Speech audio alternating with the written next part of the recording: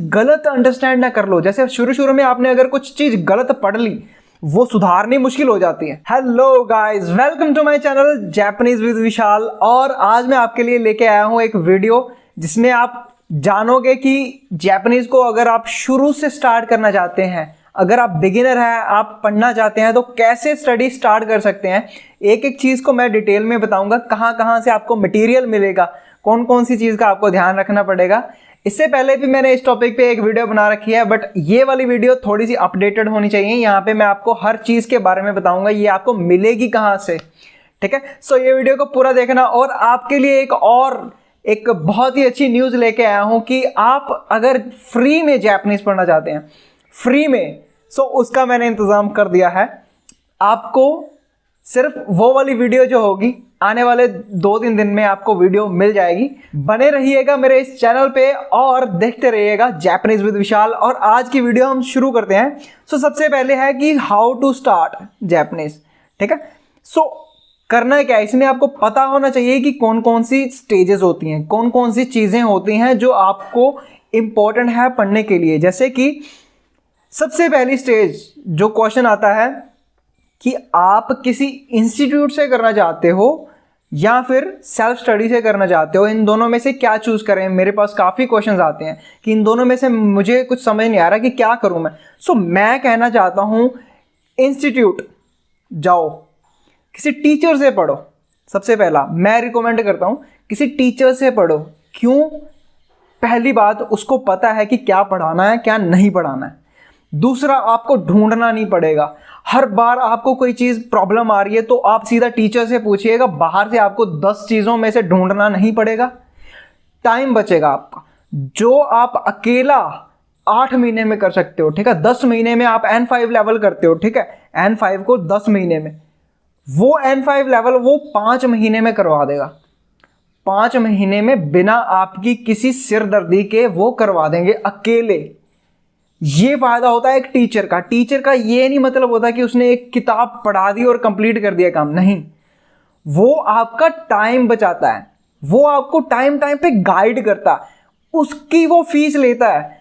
किताब मैं आपको अभी पकड़ा दूं, खुद पढ़ लोगे आप, बट जो गाइडेंस होती है उसकी फीस लगती है, ना कि उस किताब को पढ़ाने की, ठीक है। सो इंस्टीट्यूट इस काम में सबसे बेस्ट है कि आप किसी टीचर से पढ़ो, ताकि आपको परफेक्ट गाइडेंस मिल जाए और आप कहीं पे कोई चीज़ गलत अंडरस्टैंड ना कर लो। जैसे शुरू शुरू में आपने अगर कुछ चीज़ गलत पढ़ ली, वो सुधारनी मुश्किल हो जाती है। टाइम टू टाइम आपको वो चीज़ बहुत ही दिक्कत करने वाली है। सो शुरू में सही तरीके से पढ़ें, कम से कम N5 एंड N4 टीचर से पढ़ें। N3 N2 आप अपने आप से कर सकते हैं। मैंने खुद किया है N3 एंड N2 मैंने खुद से किया। N1 पढ़ रहा हूँ, मैं खुद से पढ़ रहा हूँ। आप में हिम्मत होनी चाहिए, आप में होना चाहिए कि भाई मैं खुद भी पढ़ सकता हूँ, ठीक है। सो आप पढ़ लोगे।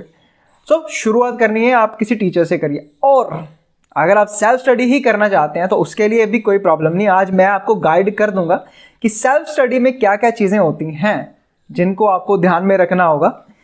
ये बहुत ही अच्छी चीज़ होती है। अगर आप खुद से सीखोगे तो सच में आप मेहनत करना चाहते हो, आप पढ़ना चाहते हो, आपके दिल में है कि मैं बिल्कुल करना चाहता हूँ, बट शुरू कहाँ से करें, कौन सा 0 है, कौन सा 1 है, कौन सा पॉइंट 0 है, वो ढूंढना है। इस वीडियो में आपको मिलेगा। Okay, so next is self study के लिए आपको क्या क्या चीज़ें ध्यान में रखनी है। ये आप तो स्क्रीनशॉट ले लो इसका, ठीक है, बहुत ही इंपॉर्टेंट है। सबसे पहले मैं आपको क्वेश्चन पूछना चाहता हूँ, अगर यहाँ तक आपने वीडियो देखा है तो आप जापानीज क्यों पढ़ना चाहते हैं, मुझे नीचे कमेंट में रिप्लाई कर देना, और मैं भी जानना चाहता हूँ कि आप क्यों पढ़ना चाहते हो, ठीक है। ओके, सो सबसे पहली चीज़ सेल्फ स्टडी में आती है बुक्स। कौन कौन सी बुक्स होंगी। दूसरा, लैंग्वेज में होता क्या क्या है। सबसे पहले vocabulary, grammar, kanji, reading, writing, listening and speaking. ये 7 चीज़ें होती हैं टोटल लैंग्वेज में एक, ठीक है। सो इन सभी चीज़ों को कहाँ से कैसे पढ़ना है ये मैं अभी बताता हूँ। इन सभी चीज़ों के बारे में डिटेल में बताता हूँ, ठीक है। सबसे पहले बुक्स आती हैं। बुक्स सबसे पहले मैं रिकमेंड करता हूँ मिन्ना नो निहोंगो से पढ़ो। एक बिगिनर गाइड है, बिगिनर के लिए सबसे ज़्यादा पसंदीदा गाइड है। लोग इस बुक को बहुत पसंद करते हैं क्योंकि ये बिगिनर्स के लिए ही बनाई गई है। सो इसको ज़रूर ट्राई करें। दूसरी बुक जो है वो गैंकी है, मैंने खुद तो नहीं पढ़ा गेंकी से, बट मैंने एक बार नज़र मारी थी, एक बुक को देखा था कि मिनानो निहोंगो और गेंकी में क्या फ़र्क है। ज़्यादा फर्क नहीं है, दोनों सेम सिलेबस कवर करती हैं, बस तरीका अलग अलग है। ठीक है, उनका वो बुक किसी और ने बनाई है, वो किसी और ने बनाई है, तो दोनों बंदों की सोच अलग अलग होगी, तो तरीका अलग अलग है बुक में पढ़ने का। तीसरा, अगर आप इंस्टीट्यूट से करते हो तो इंस्टीट्यूट वाले आपको खुद ही बुक देंगे। ठीक है, उनकी अपनी बुक्स भी हो सकती हैं कि उन्होंने खुद अपनी बुक, जैसे मेरा अभी मैं पढ़ा रहा हूँ जापानीज, तो मैं पहले तो मिनानो निहोंगो से पढ़ा रहा हूँ, बट अभी मेरे माइंड में थोड़ी थोड़ी चीज़ें चल रही हैं कि इन बुक्स को मैं जोड़ के अपनी बुक क्यों ना बना लूँ। ठीक है, 2 बुक्स को जोड़ के तीसरी मैं अपनी बुक बना लेता हूँ, तो ये मेरे माइंड में भी आता है, तो मैं धीरे धीरे ये भी करूँगा।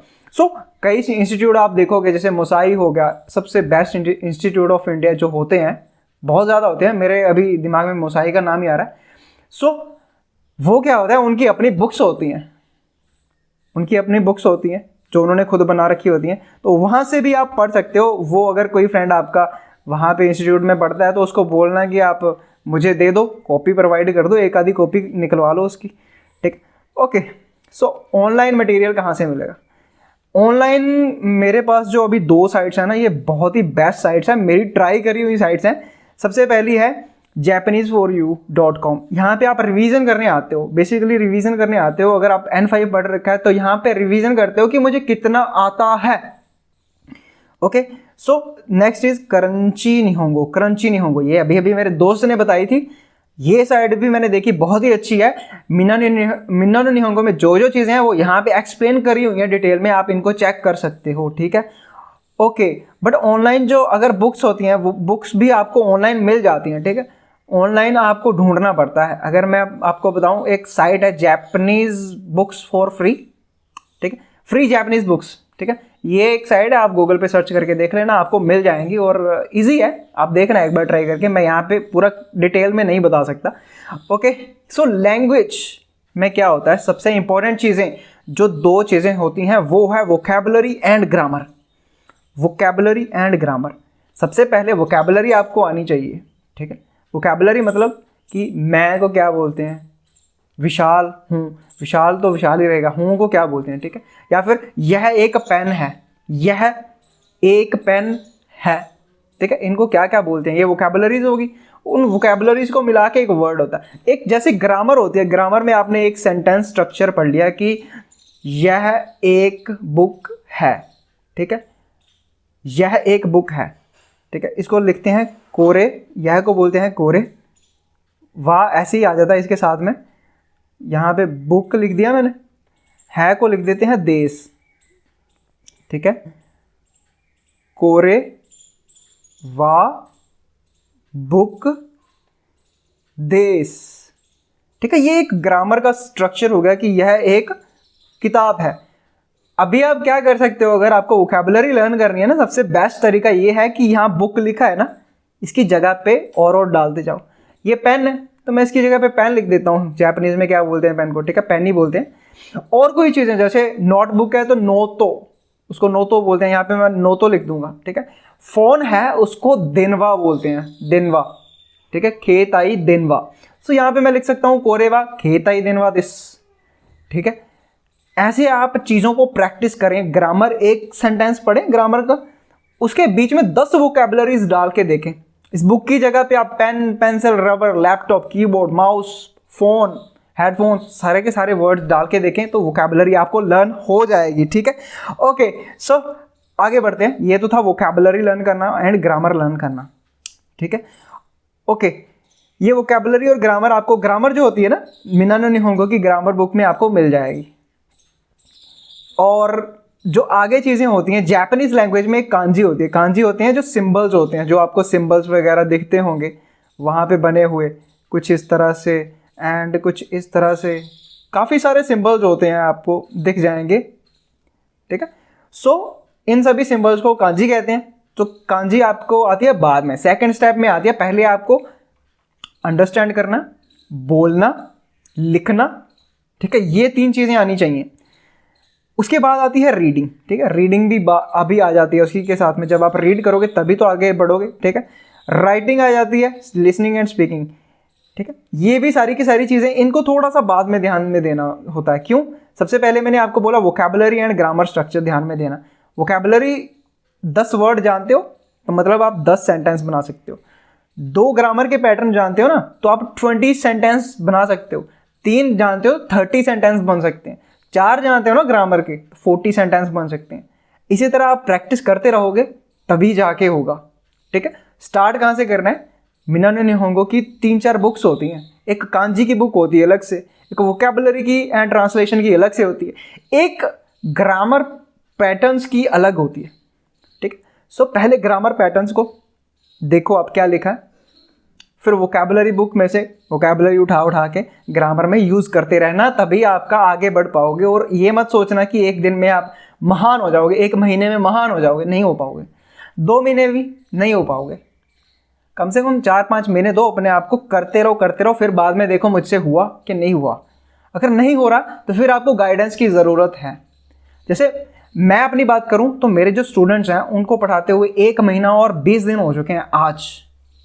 1 महीना और 20 दिन, 1 महीने और 20 दिन में वो इंट्रोडक्शन दे सकते हैं, वो सिंपल सेंटेंसेस बोल सकते हैं, मैं यहाँ जाता हूँ, मैं आता हूँ, मैं खाता हूँ, पीता हूँ, ये सारे सेंटेंसेस वो बोल के बता सकते हैं, ठीक है। 1.5 महीना कोई ज़्यादा नहीं होता एक लैंग्वेज को लर्न करने का, बट जितनी उन्होंने प्रोग्रेस की है वो मैं भी हैरान होता हूँ कि उन्होंने इतने कम टाइम में इतना ज़्यादा सीखा है, ठीक है। सो प्रॉपर गाइडेंस बहुत मैटर करती है, बहुत ज़्यादा, ठीक है।